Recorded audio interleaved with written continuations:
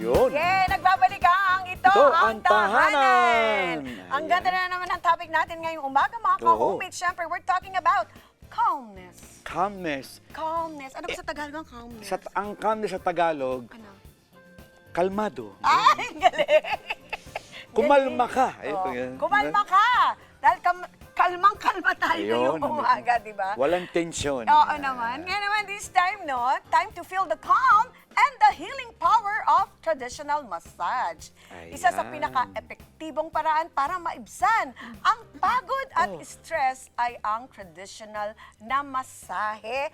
Sa ating kultura, mga ka-homies, hindi lang ito pamparelax, kundi bahagi ng pangangalaga sa kalusugan. Kaya ngayong araw, alamin natin kung paano ito nagbibigay ng ginhawa at balanse sa ating pang-araw-araw na buhay. Di ba? Ayan. Oo, talking about it here in the Philippines, ano, Kuya Efren. Yun nga eh. Alam nyo mga kaibigan, dito sa ating bansa, ang hilot ay hindi lang masahe, kundi traditional na paraan ng pagpapagaling at pag-aalaga ng pamilya.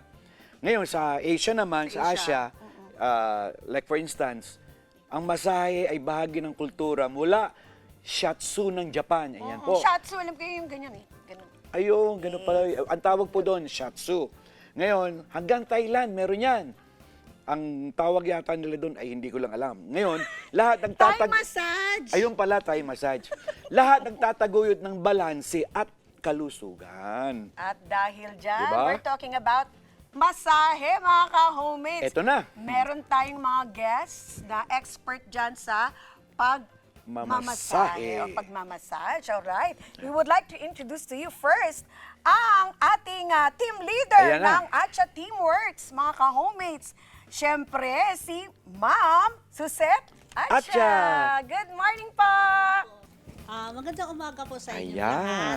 Sa lahat po na nanonood po ng Night 25 at higit po sa lahat dito po sa mga nag-invite po sa amin. Ayan. At syempre, kasama po natin ang ating mga members. Siyempre. Si Ma'am Rosalie Ferrer.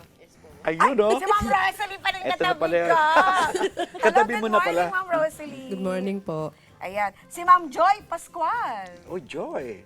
Hello po, magandang Ayan. umaga po. At of course, si Ma'am Cristita Pascual. Ikaw naman, morning Tito Ang Ed. susunod ay si Maria Fe Miguel. Miguel. Miguel, sorry. Hi Miguel po, pala yun. magandang umaga po. Ayan.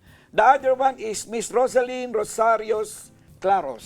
Hello po, good morning po. Okay. Oo, lahat Yan lang po sila sila nandyan. ngayon, mga kaibigan. Yay! Ito ang saya-saya dahil mamaya, syempre bago Yan na. yun, tatanungin muna natin sila about sa pagmamasahe. Naninigas Ito na nga. po, Okay. Ma'am Suzette, ano po ba talagang ibig sabihin ng traditional na masahe at paano ito naiiba sa modern spa massage? Apo.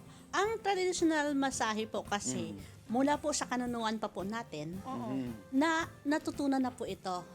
Likas po sa isang Pilipino na pag malayo tayo sa mga doktor, malayo tayo sa ospital, sa probinsya, nagkakaroon po tayo ng masahe or hilot. Opo. So, mula sa kinunuan pa po natin, nagkakaroon na po tayo ng ganito. Noon-noon pa, Noon-noon pa Oo. po. So, para po maibsan ang sakit ng katawan po natin, napagod ka sa pang-araw-araw na trabaho mo. So, pag may nahilot ka or namasahe ka, nagkakaroon po ng malaking maitutulong sa katawan natin. Curious lang ako, Ma'am Suzette, saan ba talaga nang galing tong hilot na tinatawag? Kung ibig, Oo. sabi nyo kasi, noon-noon pa, Noon di pa ba? eh. Noong unang panahon pa. Paano po ba talaga nag-umpisa itong paghihilot na to or masahe na tinatawag? Ang paghihilot po kasi, tinatawag natin sa Pilipinong salita, hilot, sa iba ano naman, masahe.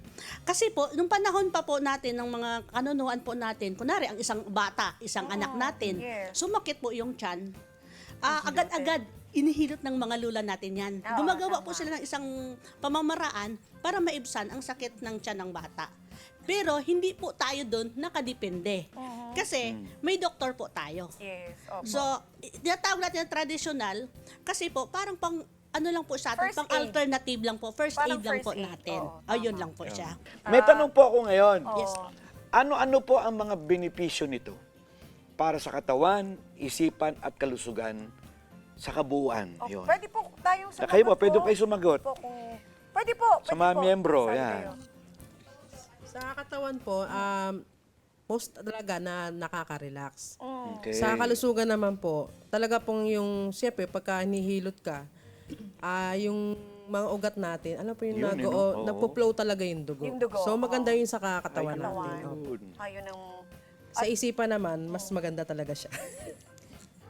Sa Kasi isipan. siyempre, pag relax na yung katawan mo, marirelax na rin yung isip mo. Oo, totoo yun. O kasi konektado rin yung ugat doon eh. di ba? Opo. Oo, ang laking bagay yun, di ba? Yes, Ma'am Suzette, meron kang may dadagdag. Ma'am. Malaki po sa naiambag sa katawan po natin ang Okay. masahe. Ang benefits po nito, tulad po na sabi nga nila marami kang lamig sa katawan. Ayun. Diba? Yan, Yun yun, pong kalamitan number one. natin na pagpagod ka sa maghapon, natuyuan ka ng pawis. Tapos yung iba, kahit nagtitake pa po ng mga medicine, synthetic medicine, yung iba talaga hindi nagtitake. Umiiwas po sila nun. Sa totoo lang po. Pero po, ang masahe at hilot po, malaki sa naiambag kasi kahit inahagod pa lang po, naibsan agad po ang sakit ng katawan po natin. Yun po ang nagiging benefits po. Oo. Ito po, bakit po sa ating kulturang Pilipino napakahalaga ng hilot o masahe, di ba, bilang isang bahagi ng wellness? Para po sa karanasan ko po, na napakahalaga po yan. Tulad po, sa katawan ko na lang po, sa akin po. Subong maghapon, pagod po ako sa trabaho. Araw-araw ng trabaho ko po. So pag uwi ko sa bahay, nangangali mga binti ko, nangangali ang likod ko. So, kailangan ko magmasahe. Kailangan ko ipaahilot ang katawan ko. So, kinabukasan na po, na-relax na po ako noon. Ma'am Suzette, ilang beses ba talaga pwede ang magpamassage o magpahilot sa isang week, in 1 week? Isang Ay, linggo. yes po. Yun po ang magandang tanong. Oo. Kasi po, marami pong hindi nila alam po. Ang akala Oo. po nila, ang masahe po Araw-araw? kasi, Ganun. araw-araw. Oo. Habang masakit. Hindi naman siya advisable din po. Pero, nagdidepende po tayo doon sa ano ng katawan ng tao. Mayroon po kasi na, kung depende po kung heavy, kumbaga yung trabaho niya, hard worker siya, or depende po. Pero para po sa akin, pinakamaganda, once a week po. Ayun. once a Para week po lang. naman, di naman siya, once a Kasi week lang po. nabubugbog ang katawan eh, di ba? Opo, meron po, depende din po kasi sa nagmamasahe or naghihilot. Depende po din Ibig yun sabihin, sa Ma'am Suzette, pag nabugbog yung katawan ng minamasahe nyo, ibig sabihin hindi marunong magmasahe yun. Kasi nangyari na sa akin yun eh. Pwede. Ang may nangyari po kasi na parang nabugbog po sila, siguro kasi malakas po ang presyon po Pagka-pressure. ng pag-ano. Ayun. At saka po meron din po kasing katawan ng isang tao na gusto niya hard. Pero sa totoo lang, nagpapahard siya, pero hindi niya alam na ang katawan niya pala, mahina naman yung Mahina. muscle niya. Opo. So kinabukasan, nasaktan siya. Iba nga po, nagkakaroon ng Ah, pasa-pasa. depende Oo. sa ano, no? Opo. Yung ano Hindi ng kasi minsan, gusto mo hard. Yung pala, hindi naman pala kaya ng katawan mo yung Yun. hard. Opo, Kaya opo, nagkakaroon meron po. siguro So ganun hanggat nga nangyari sa akin. maari po ma'am, kontrolado po siya lahat. Ang didepende po tayo dun sa ano ng tao. Opo. Sa atin Yes naman po. mga masahista, yan. Yes po. Reaction nyo, Sa- anong opo. sabi nyo? Join Yes po po, kayo. tama po yung sabi ni Ma'am Suzette na kailangan po nasa mula po sa smooth hanggang ano po Hard. Kailangan po namin na malaman ng isang nagmamassage para at least yung gagawin po namin dun sa aming patient or client is tama po yung hagod po namin. Kaya nga po, Dagdag. bago po kami, tinatanong po namin sila kung hard po ba o smooth Soft lang. o medium ba tawag? Opo. Ganun po ang ginagawa namin. Moderately, yun. Ako naman may tanong Yes po. Di po ba, I don't know, hindi ko alam kung kasabihan to or maling kasanayan. Totoo ba na pag ang isang tao daw ay nagpamasahe at naligo, mapapasma? Totoo ba yun? Any reaction po? Ako po, base Na- sa karanasan ko po, ano po, Opo. simple po, nagalaw po yung muscle mo. Yes. Ayun. Therapy So, ka, masama namassage ka. talaga. Hanggat mari, wag na lang po. Ayun, okay. Pwede naman kinabukasan eh. Pero ihanda mo sir, kaya nga before po sila magpamassage, naliligo na po sila. Yes. Diba? Malinis na yung katawan. Hanggat mari, wag na lang Tsaka po. after po ng massage, at least may 8 hours po Pahinga. na pahinga bago maligo. Oo, kasi ano eh, di ba yung mga veins natin eh, nakahilot-hilot yan, Opo. yung mga maliliit na veins, di Saka ba? po, yung mabasa po ng ulan. Ay, bawal. Yes. Tsaka O, lalo kasi na po tubig sa may din eh. mga may injury po. Ay, paano Kailangan naman po yung ano, di ba usually bago magpamasahe, bini-BP po, Yes di ba? po. Kasi bawal yung mataas ang Blood pressure, Ang blood oh. pressure. Yes po, advisable po talaga po yun. Magdidepende din po tayo dun sa client po. Kaya po, bago po imasahe po yung client po, sinasabi namin po kung high blood po ba o hindi. Yun, ako isa pa yun. ganun, sinasabi ko. Importante yung Kasi ganun. may point na bawal yung Oo. Yes po. Pindutin po. pindutin. Pindutin po. Tama po. See, I know Pindot, that. yeah. Diba? Ito naman po, anybody can answer this Answer. question. Ano po ang mga simpleng Yun. technique na pwedeng gawin sa bahay para maibsan ang stress o pananakit Ayan. ng katawan? Ayan, maganda to kahit nasa bahay. Common yan eh, yung Opo. pananakit.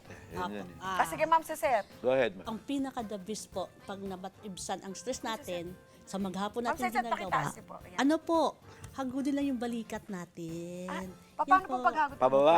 Tapos kung Paano meron pag- po, apo, yan ito po, na, yan po, sarap. yung hagod-hagod lang po siya. Nakaka-relieve po siya. Ayun. Para po yung flow na oxygen po, maganda po ang daan. Tsaka po yung sa ugat po. Ganun pala. Yan So, pwedeng mag-isa ka lang, ganun. Depende, opo, kung kaya mo naman, ganun na naman na lang po. Paano po wag lang? Oo, Pag ako kung lang mag-isa lang. Paano? O, Pwede ako. naman po. Kamay niyo po. Ilagay niyo lang. Ano po masasabi niyo ngayon? Matigas? Yan. Okay. Ako gumagamit ako ng kahoy. Yes po, opo.